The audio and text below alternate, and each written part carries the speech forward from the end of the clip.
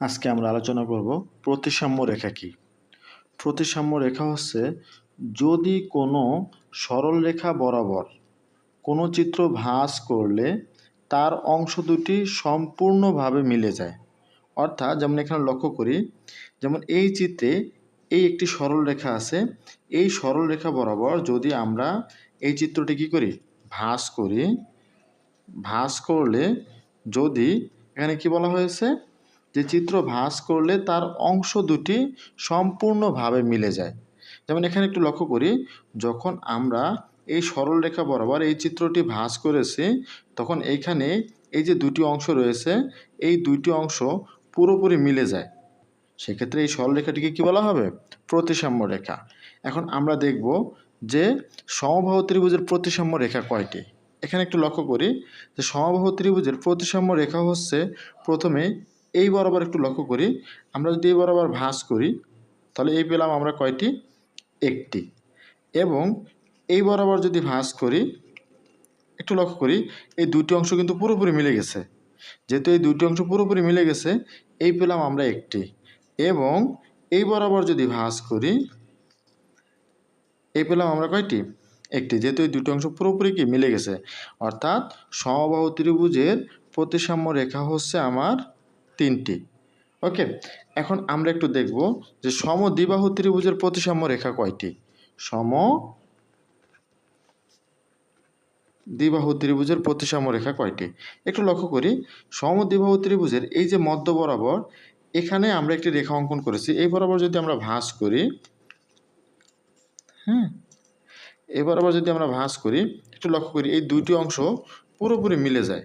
এখন যে দুইটি অংশ রয়েছে এই দুইটি অংশ কি পুরোপুরি আমার কি মিলে যায়। অর্থাৎ সমদ্বিবাহু ত্রিভুজের প্রতিসাম্য রেখা হচ্ছে কয়টি, একটি। এখানে লক্ষ্য করছি, এখন একটু লক্ষ্য করি, কিন্তু যদি আমরা এই বরাবর ভাঁজ করি, এই বরাবর যদি ভাঁজ করি তাহলে কিন্তু এই দুইটি অংশ মিলবে না।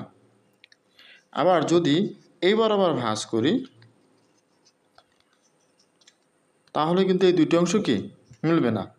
তার মানে কি সমদ্বিবাহু ত্রিভুজের প্রতিসাম্য রেখা হচ্ছে কয়টি, একটি। এই বিষমবাহু ত্রিভুজের প্রতিসাম্য রেখা কতটি আমরা একটু দেখব। বিষমবাহু ত্রিভুজ, এক্ষেত্রে আমরা লক্ষ্য করি যদি আমরা এই বরাবর ভাঁজ করি, এই বরাবর যদি ভাঁজ করি এটা কিন্তু মিলবে না, মিলে নেই, একটি অংশ বড় একটি অংশ কি ছোট। আবার যদি আমরা এই বরাবর ভাঁজ করি, এই যে এই বরাবর যদি ভাঁজ করি দেখি মিলে কিনা, না, তাও কিন্তু কি আমার মিলে নেই। এরপরে যদি আমি আমার এখান থেকে এই বরাবর ভাঁজ করি তাও কিন্তু কি আমার মিলে নেই। অর্থাৎ বিষমবাহু ত্রিভুজের প্রতিসাম্য রেখা কি নেই, মানে শূন্যটি। ওকে, এখন আমরা দেখব বর্গক্ষেত্রের প্রতিসাম্য রেখা কতটি। বর্গক্ষেত্রের, বর্গক্ষেত্র, বর্গক্ষেত্র যার চারটি বাহু সমান। এক্ষেত্রে আমরা একটু লক্ষ্য করি, বর্গক্ষেত্রের আমরা যদি এই বরাবর ভাঁজ করি, যেমন এই মধ্য বরাবর এখানে ভাঁজ করি, এই পেলাম আমরা একটি, যেহেতু এই দুটি অংশ মিলে গেছে। এবং যদি এই বরাবর ভাঁজ করি তাও কিন্তু কি দুটি অংশ কি মিলে যাবে, এই যে দুটি অংশ কি আমার পুরোপুরি মিলে গেছে। তাহলে এই পেলাম আমরা কতটি, একটি। এবং যদি আমরা এই বর্গক্ষেত্রের এই কর্ণ বরাবর ভাগ করি, লক্ষ্য করি এই কর্ণ বরাবর কী করি, ভাগ করি, তাও কিন্তু মিলে যাবে। এই যে লক্ষ্য করি দুটো অংশ কি মিলে গেছে, তাহলে এই পেলাম আমরা একটি।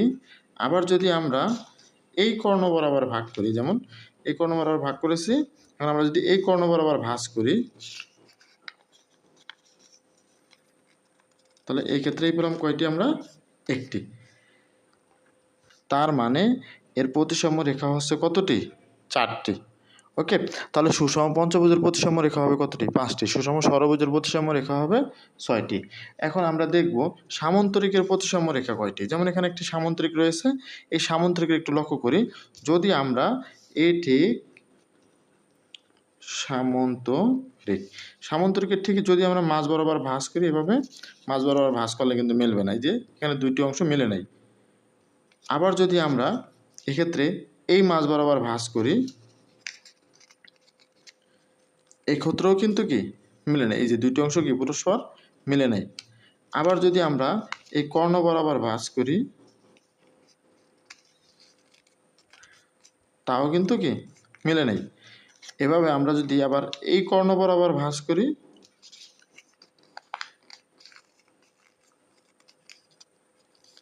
তাও কিন্তু কি মিলে নেই। অর্থাৎ সামান্তরিকের প্রতিসাম্য রেখা হচ্ছে 0টি। এখন আমরা দেখব আয়তক্ষেত্রের প্রতিসাম্য রেখা কতটি। প্রথমে আমরা মাঝ বরাবর, এখানে এই যে মাঝ বরাবর এ বরাবর ভাঁজ করলাম, যেহেতু দুটি অংশ মিলে গেছে, এখানে পেলাম একটি। আবার আমরা যদি এই বরাবর ভাঁজ করি, হ্যাঁ, তাহলে এই পেলাম আমরা কতটি, একটি। হ্যাঁ, আবার যদি আমরা এই কর্ণ বরাবর ভাঁজ করি, এই কর্ণ বরাবর কিন্তু মেলে নেই। কর্ণ বরাবর কি মিলছে? মেলে নেই। তার মানে কি আয়তক্ষেত্রের প্রতিসাম্য রেখা হচ্ছে 2টি। ওকে, এখন আমরা দেখব রম্বস। রম্বসের প্রতিসাম্য রেখা কতটি। যেমন এটি একটি রম্বস। একটু লক্ষ্য করি, যদি আমরা কর্ণ বরাবর ভাঁজ করি, হ্যাঁ, কর্ণ বরাবর ভাঁজ করলেই কর্ণ বরাবর এখানে পেলাম আমরা একটি। আবার আমরা যদি এই কর্ণ বরাবর ভাঁজ করি, তাহলে হ্যাঁ, দুইটি অংশ কি পুরোপুরি মিলে গেছে, তাহলে এই পেলাম আমরা একটি। কিন্তু যদি আমরা ঠিক এই মাঝ বরাবর ভাঁজ করি, একটু লক্ষ্য করি, মিলে নেই। তার মানে রম্বসের প্রতিসাম্য রেখা কতটি? 2টি। এখন আমরা দেখব ট্রাপিজিয়ামের প্রতিসাম্য রেখা কতটি। ট্রাপিজিয়াম, একটু লক্ষ্য করি, এটি একটি ট্রাপিজিয়াম। আর ট্রাপিজিয়ামের প্রতিসাম্য রেখা আমরা যদি এভাবে ভাঁজ করি, তাও মিলবে না। আমরা যদি এভাবে ভাঁজ করি, তাও কি মিলবে না। আমরা যদি কর্ণ বরাবর ভাঁজ করি, তাও কি মিলবে না। অর্থাৎ ট্রাপিজিয়ামের প্রতিসাম্য রেখা কতটি? 0টি। এবার আসবো আমরা সবচেয়ে গুরুত্বপূর্ণ যেটি, সেটি হচ্ছে বৃত্ত। বৃত্তের প্রতিসাম্য রেখা কতটি।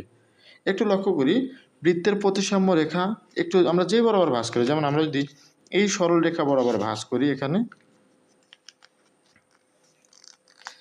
এক্ষেত্রে আমার দুইটি অংশ কি পুরোপুরি মিলে যাবে। আবার আমরা যদি এই সরল রেখা বরাবর ভাঁজ করি, তা আমার দুইটি অংশ কি পুরোপুরি মিলে যাবে।